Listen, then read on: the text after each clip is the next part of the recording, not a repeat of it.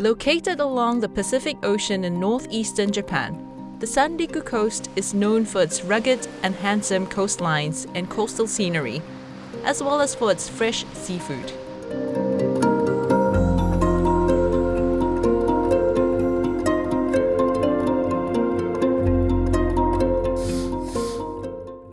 The Sanriku Coast spans the three prefectures of Aomori, Iwate, and Miyagi in the Tohoku region. In 2011, it was devastated by the Tohoku earthquake and tsunami, one of the worst natural disasters to hit Japan in recent decades. The ensuing tsunami destroyed many towns and villages along the Sanriku Coast, and thousands of lives were lost in the disaster. The road to recovery has been an ongoing process with the reconstruction of towns and residents rebuilding their lives.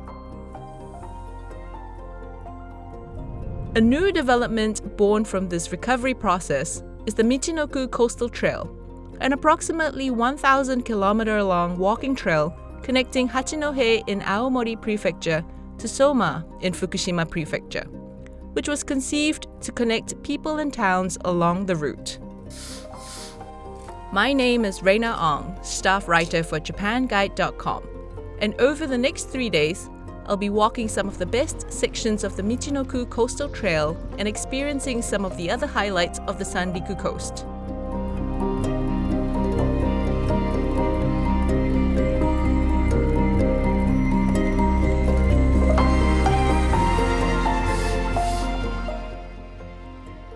Here's the plan. On day 1, we follow the coast by train and walk 2 particularly scenic parts of the Michinoku Coastal Trail before heading to our accommodation for the night. On day 2, after a morning walk along the coast, we'll pick up the rental car, take a boat to explore an uninhabited island, and visit an excellent memorial museum about the tsunami. Day 3, our last day, is spent hiking more of the coastal trail on a sacred island before visiting a reconstructed port town. Our journey ends in Sendai, where we drop off our car. So follow along as we uncover the wild and weathered Sanriku Coast, a 3-day trip hiking along the Michinoku Coastal Trail. Day 1. After arriving at Hachinohe Station, we make our way to the start of the Michinoku Coastal Trail. From there, we walk the first 9 kilometers off the trail, following the coast to Tanesashi Kaigan Station, from where we'll get on the train, changing once at Kuji to Tanohata Station. We get back on the trail and walk about 7 kilometers of the Kitayamazaki section, popularly known as the Coastal Alps, before taking the train to Miyako, where we will be spending our first night.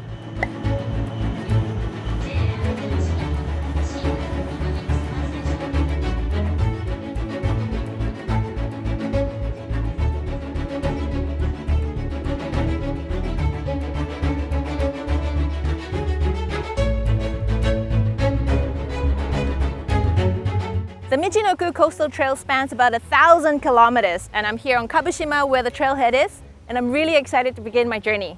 Let's go!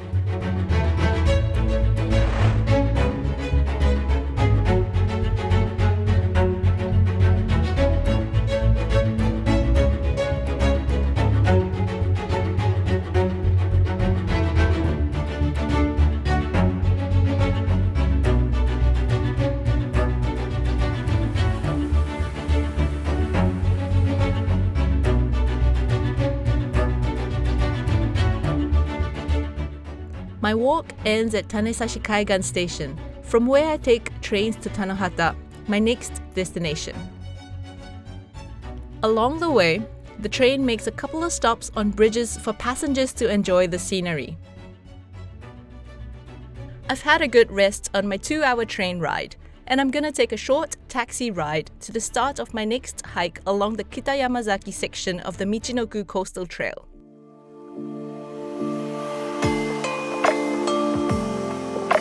This section offers views of some epic sea cliffs, a number of beautiful, almost private beaches and 2 tunnels which the locals carved by hand about 60 years ago.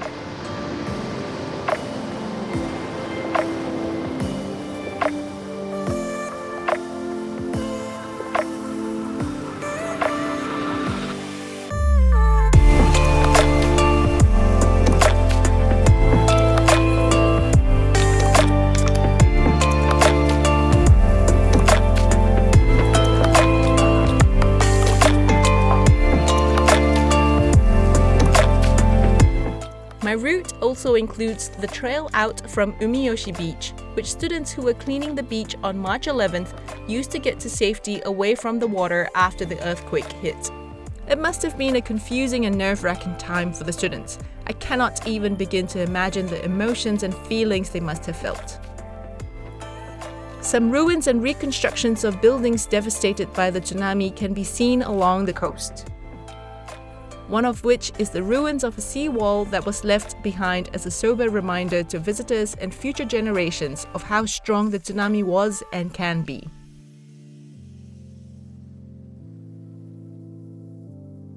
After that, we head back to Tanohata Station to take the train to Miyako Station, which is not far from our hotel for the night.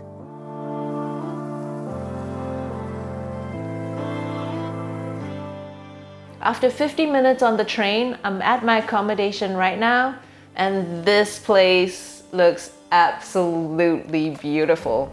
I had 2 big hikes, and I'm super hungry, so I'm gonna have some dinner, go for a bath, bed. See ya! Goodbye! Oyasumi!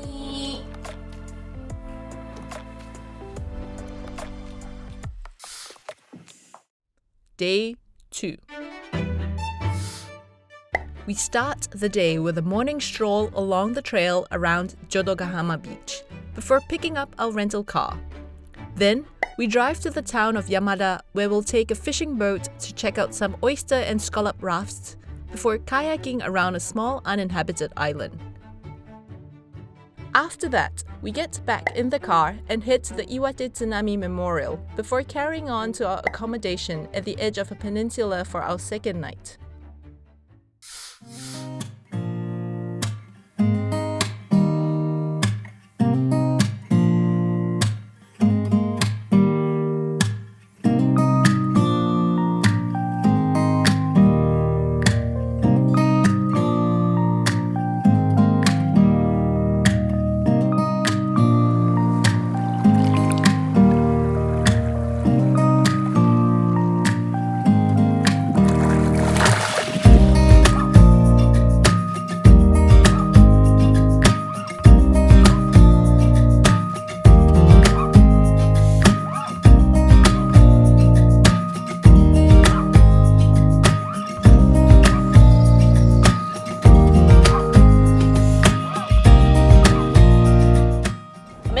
Car and on my way to Yamada. We'll be getting on a boat to see a scallop farm, and after that go kayaking around an uninhabited island. Think it's gonna be fun. Oysters and scallops are some of the main seafood that is harvested in the waters in the town of Yamada, and their distinct rafts dot the waters in the bay. I signed up for a farm tour and was treated to a crash course in oyster and scallop aquaculture.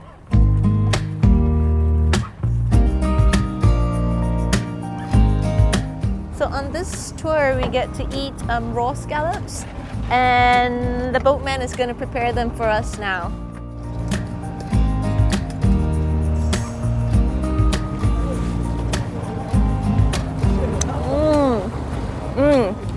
Perfect. These are like perfect. Not far from the oyster and scallop rafts is the small Holland Island, where visitors can go kayaking and swimming. It takes about 30 minutes to kayak around the island, and the island is a great side trip for those who want to see the coast from a different angle.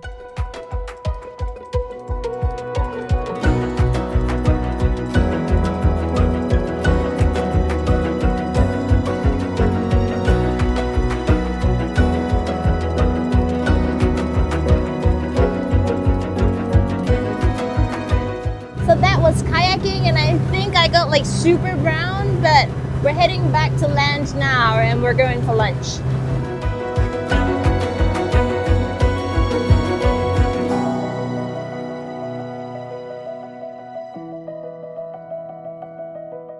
Everything in this seafood bowl is from Yamada, the town that we're in right now, and it's as fresh as you can get.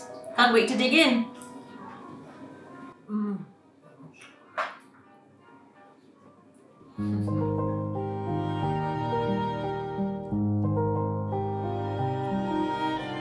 The Iwate Tsunami Memorial is a museum and park about the 2011 tsunami. It stands in the city of Rikuzen Takata, where massive tidal waves of up to 13 meters swept away the entire city center. Visiting the Iwate Tsunami Memorial really drove home the reality of the disaster.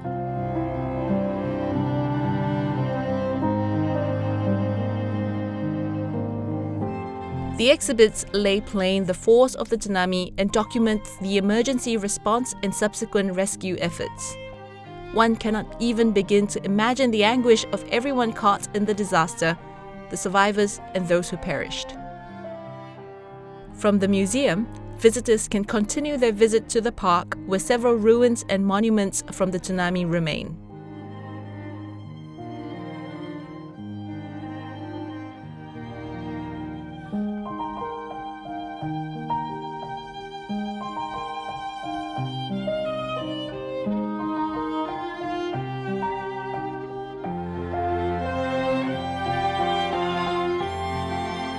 I'm back in a car and I'm headed to my accommodation for tonight. It's around 140 kilometers or about a 2.5 hour drive from the Tsunami Museum.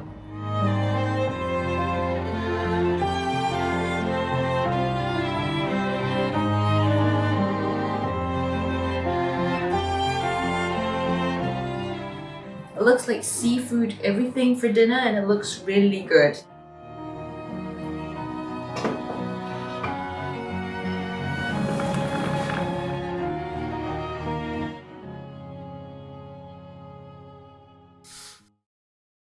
Day 3.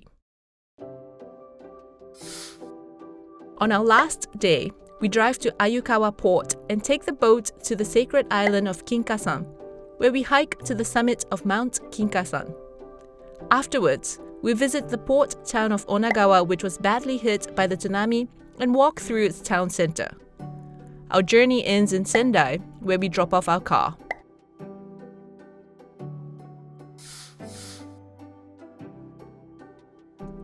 The island of Kinkasan is synonymous with Kinkasan Shrine, which enshrines the god and goddess of gold. It is said that the shrine was established over 1,000 years ago to celebrate the first mined gold in Japan.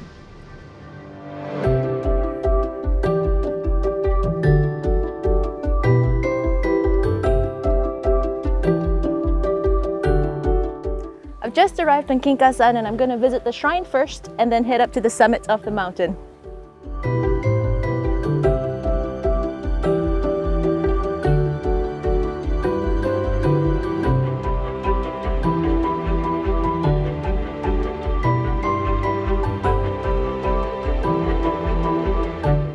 Kinkasan became known to be one of the highly ranked sacred places in the Tohoku region and drew many pilgrims to its hallowed grounds.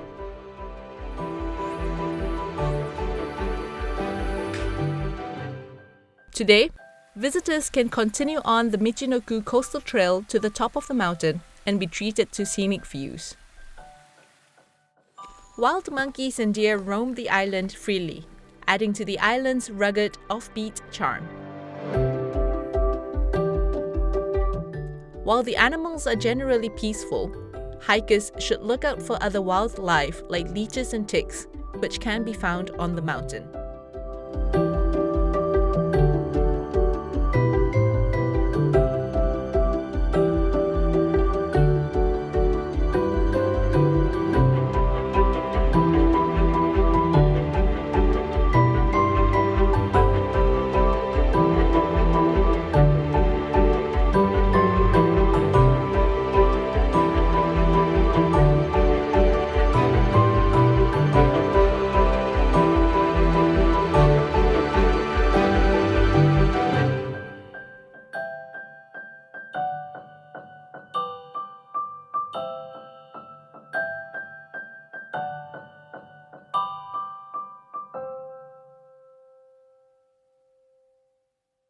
had a great hike up Kinkasan, and I'm on my way to Onagawa, which is about an hour away. Onagawa is a fishing town known for its delicious and fresh seafood. A large percentage of the town was wiped out during the 2011 tsunami, and reconstruction works have been ongoing. Some of the first few public facilities to be completed included the train station by noted architect Ban Shigeru and the shopping promenade just across from the station. I just arrived in Onagawa, my last stop for this trip.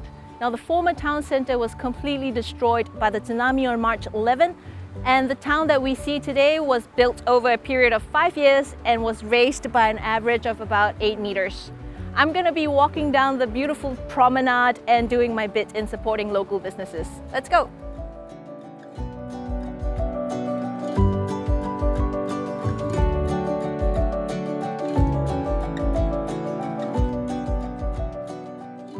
Further down, closer to the waterfront, lie the remains of a former police box, which was toppled and wrecked by the tsunami and left as a stark reminder of the disaster.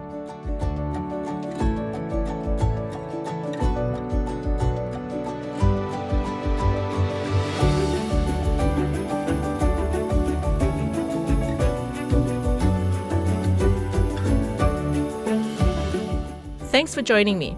I hope this video has been enjoyable and perhaps even inspires some ideas, should you decide to plan a trip to the Sanriku Coast.